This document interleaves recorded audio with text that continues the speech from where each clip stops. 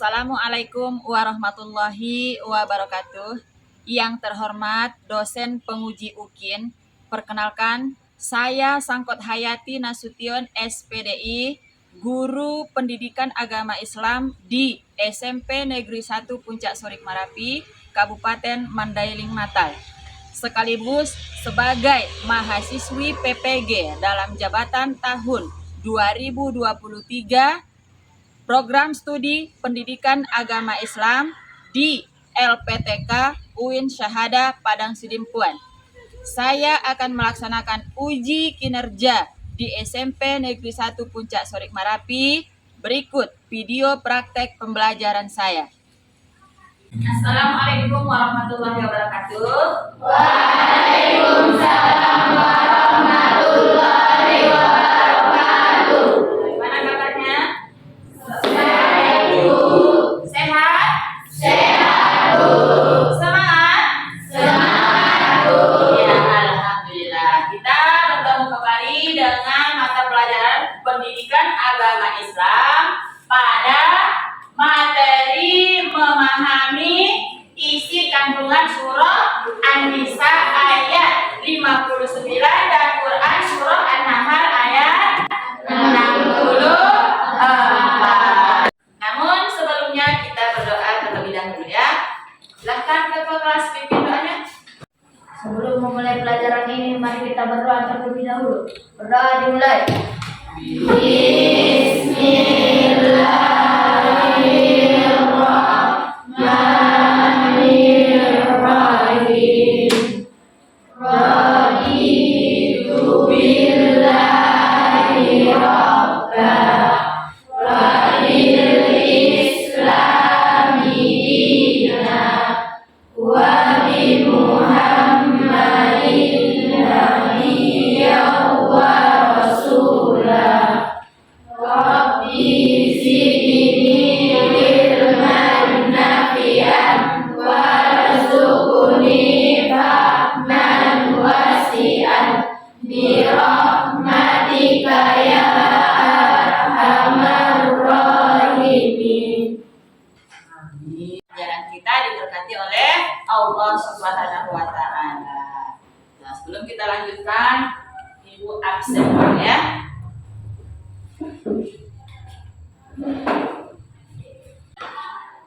Arifin Ilham. Ya.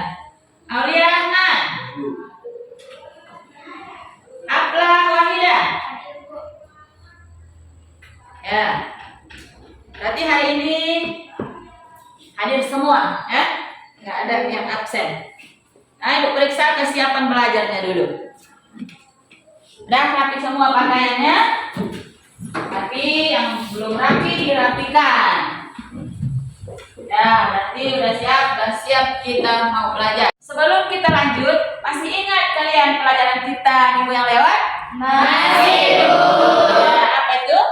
Membaca surah An-Nisa dan surah An-Nahl beserta hukum tajwidnya. Ya.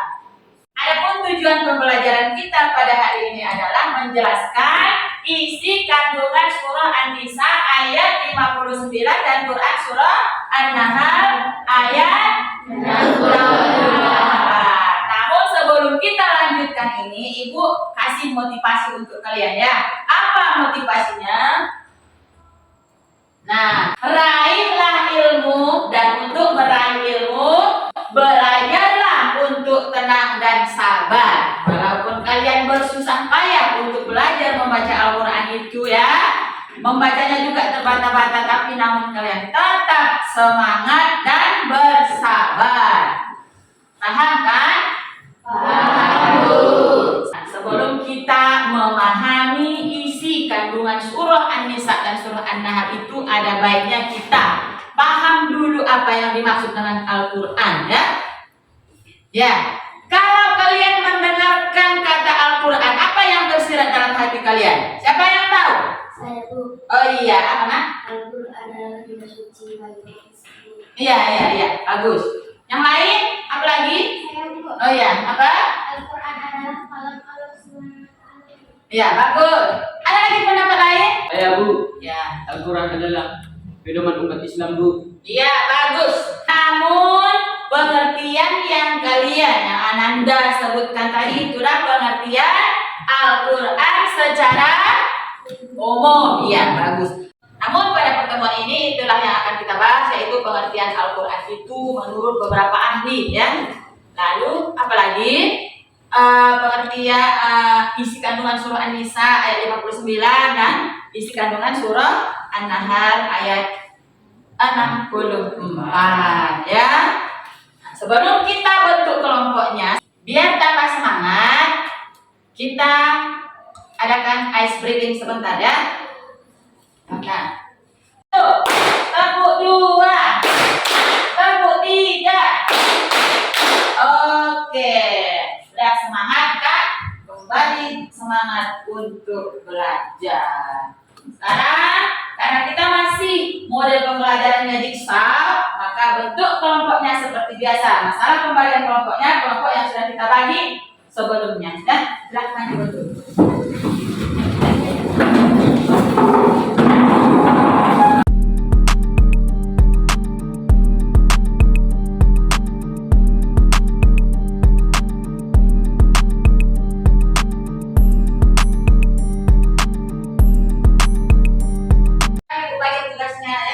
Kelompok masing-masing. Tugas ini dalam satu kelompok masih berbeda antara kawan yang satu dengan yang lain, ya.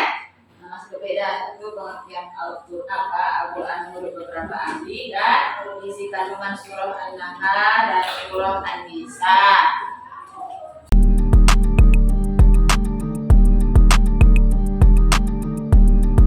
Sekarang sudah ibu bagikan tugas antar kelompok, ya. Tugasnya masih beda. Sekarang bentuk kelompok ahlinya.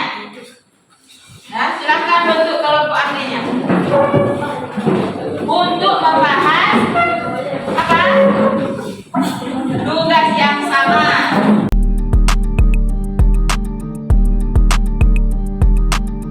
Karena ini sudah terbentuk kelompok ahli, maka silakan kalian kerjakan atau diskusikan tugas yang ada pada lembar kerjanya, ya. Namun sebelumnya ibu tanya dulu. Kan semalam ibu suruh bawa HP, dibawa HP-nya? Dibawa. Silahkan kalian buat materi kalian di situ, ya, di HP kan masalah apa? Pengertian Al-Quran menurut beberapa ahli. Silahkan dicari di HP masing-masing untuk nanti dipresentasikan di kelompok asal. Dan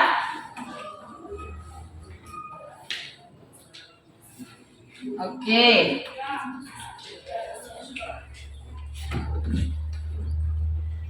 Dan sudah cukup, silakan kembali ke kelompok asal masing-masing, ya. Kelompok asal masing-masing. Untuk mempresentasikan hasil diskusi yang didapat di kelompok ahli.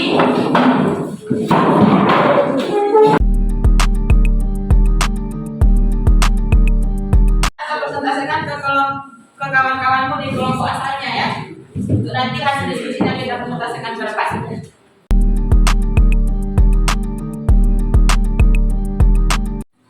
Sekarang kita presentasikan hasil diskusi masing-masing, ya. Silakan maju ke depan untuk mempresentasikannya. Satu orang aja perwakilan dari kelompoknya, ya.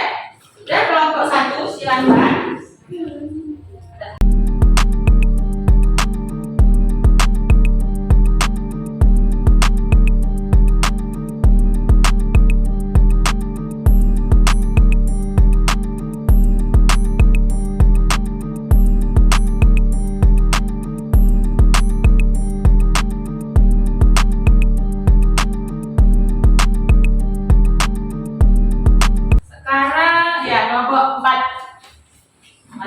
Presentasikan hasil diskusinya, ya. Inilah hasil diskusi kami dari kelompok 4. Definisi Al-Quran menurut para ulama. Sebahagian ulama berpendapat kata Al-Quran tidak memiliki asal kata, yang merupakan nama khusus yang dibuat dan disematkan untuk menyebutkan kalam Allah Subhanahu wa Ta'ala. Namun sebahagian lain memandang kata Al-Quran berasal dari kata Al-Qur'an yang artinya mengumpulkan. Dan sebahagian ulama juga berpandangan bahwa kata Al-Quran berasal dari kata qara'a yang artinya membaca. Maka Al-Quran dapat didefinisikan sebagai wahyu Allah Subhanahu wa taala yang menjadi mukjizat dan diturunkan kepada Nabi Muhammad SAW. Ditulis dalam mushaf, diriwayatkan secara mutawatir dan membacanya bernilai ibadah. Kandungan Quran surah An-Nisa ayat 59 yaitu menjelaskan untuk patuh dan taat kepada Allah Subhanahu wa taala, Rasulullah sallallahu alaihi wasallam dan pemimpin-pemimpin kita. Taat kepada Allah Subhanahu wa taala adalah mengikuti ajaran Al-Qur'an, sedangkan taat kepada Rasulullah sallallahu alaihi wasallam adalah dengan mengamalkan sunnah-sunnahnya. Nah, itulah hasil diskusi yang telah dibacakan oleh perwakilan dari kelompok 1, 2, 3, dan 4. Kita kasih tepuk tangan.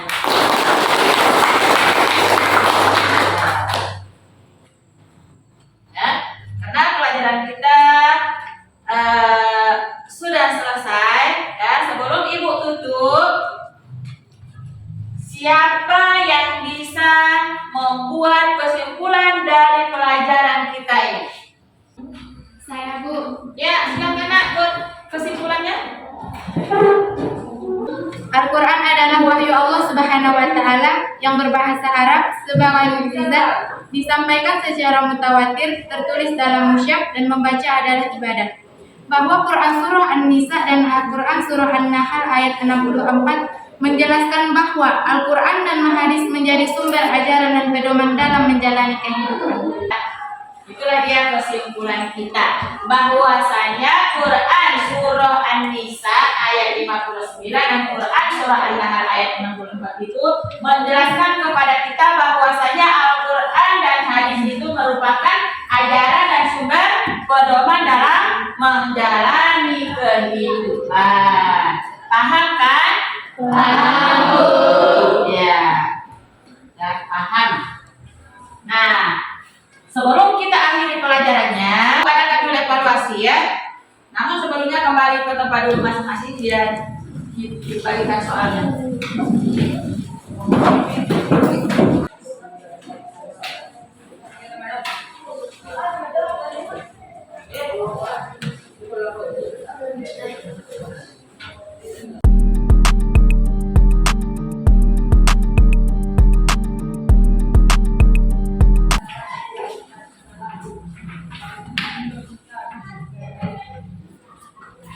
Ya, sekarang kerjakan tugas yang Ibu kasih. Ibu kasih waktunya 5 menit ya.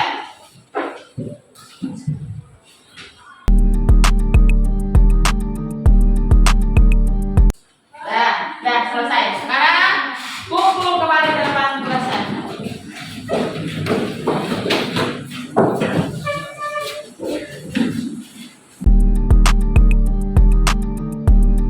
Pelajaran kita hari ini sudah selesai.